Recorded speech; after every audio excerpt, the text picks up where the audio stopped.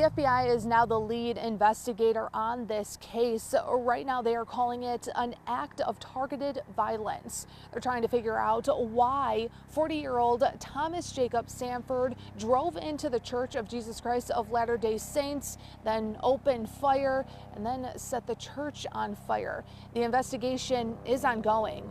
These first responders right now, they're in recovery mode. A 911 call came in at 10:25 Sunday morning. Within seconds, a Grand Blanc Township police officer and DNR officer were on scene. At 10:33, officers engaged in gunfire with the suspect in the parking lot of the church.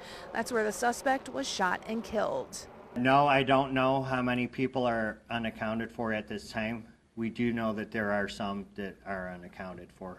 2 people have been found dead inside that church, according to Grand Blanc Township Police Chief William Rennie. 4 people, including the suspect, are dead. I will confirm that there were some suspected explosive devices that were located. But as far as using them to initiate the blaze, I can't say that. This scene is actively being investigated by ATF. Michigan State Police have also investigated multiple bomb threats in the area that have come in since this unfolded Sunday morning. We are working tirelessly to recover the victims of this incident and reunite families.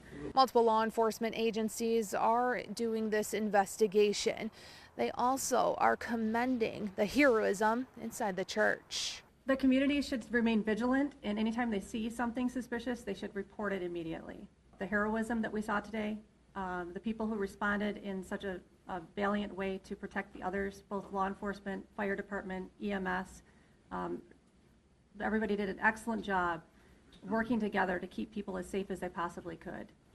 The FBI is asking anyone who might have information to call them and provide any tips to 1-800-CALL-FBI. You can also submit those tips online. They are working tirelessly to identify everyone who might still be inside that church. The investigation is ongoing right now to find out why this happened. For now, reporting in Grand Blanc Township, I'm Courtney Bennett. As I said, I'm here as the governor, but I'm also here as a fellow Michigander whose heart is breaking by another mass shooting in a place that is supposed to be defined by togetherness and a close-knit community here in Grand Blanc. As a state, we know the pain of this too well. We've seen gun violence in our schools, stores, parades, festivals, and our houses of worship. These are places that we go to feel connected, to feel safe, to be together. But today, this place has been shattered by bullets and broken glass. And this might be a familiar pain, but it hurts all the same. Every time. We cannot keep living our lives like this. I know that this community is reeling right now, and I want you to know that the state of Michigan has your back. Your grief is our grief. Update on what we have had is we had a total of 8 patients at Henry Ford Genesis from the ages of 6 to 78. 5 were gunshot wounds and 3 were smoke inhalations. 2 of the smoke inhalations have been discharged. 1 is still intubated at this time. For the gunshot wounds, 1 had sustained gunshot wounds, multiple to the chest and abdomen. It's in critical condition. 1 had to the abdomen, as in critical condition still, but mostly stable. 1 of the victims did die in the emergency department. 1 child came in, was stabilized, and then transferred. And then there was another gentleman who had a gunshot on the leg. As I mentioned yesterday, the FBI is investigating this as an act of targeted violence, and we are continuing to work to determine a motive. In the past 24 hours, our investigative squads and specialty teams have been out all night, exhausting leads, some of which have been coming in from the public via tips.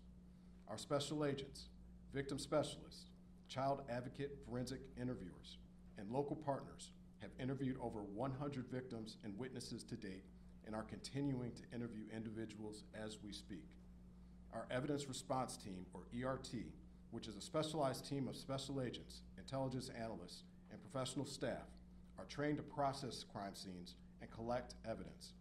They were out all night and continue processing the scene as we speak. From ATF's perspective, I would encourage the community not to travel by the church. those roads have been blocked off and access is controlled. While that might be a little disheveling for folks, we need that scene security for our investigators as they dig out this scene. So with that in mind, that's our ask for the community. Evil. This was an evil act of violence. That's exactly what this was. And this is not Grand Blanc. This does not define Grand Blanc and who we are. We are a community, and I am confident that together we're going to build a stronger community due to this incident. Mark Boyle is following the latest for us right now at the live desk. Mark, we know police were quickly there on the scene. Crews right now still searching through that debris for possibly more victims. That building, I mean, partially collapsed in that fire. You can see why it partially collapsed. Jan, looking at the video here behind me, it was a massive fire. That thick black smoke could be seen for miles. The FBI is on the ground this morning as they work with local leaders to piece all this together. Here's the newest information right now on the victims and the suspect. In terms of the suspect who was killed in the shootout with police, is pictured there, Thomas Sanford. 10:25 a.m.